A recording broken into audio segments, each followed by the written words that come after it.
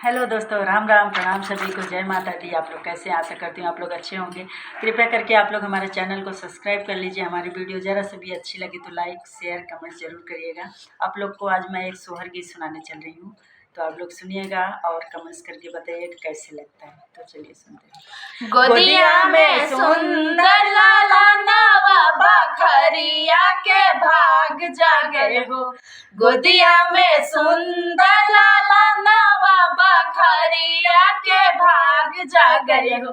कि ललना छोड़त नाही, ललना छोड़त नाही, माई के अचरवा यशोदा मैया आस लागे हो। कि ललना छोड़त नाही, माई के अचरवा यशोदा मैया आस लगे हो। माई कौशल्या बड़ी भागिन गोदिया में लालन हो।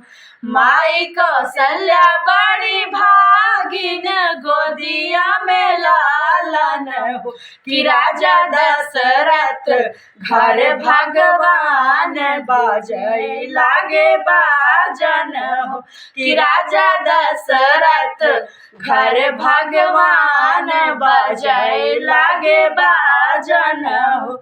लालन छोड़त नाही, लालन छोड़त नाही, माई के अचरवा यशोदा मैया आस लागे हो। देवकी के कोखिया में जन्म नक्षत्र बड़ा पावन हो।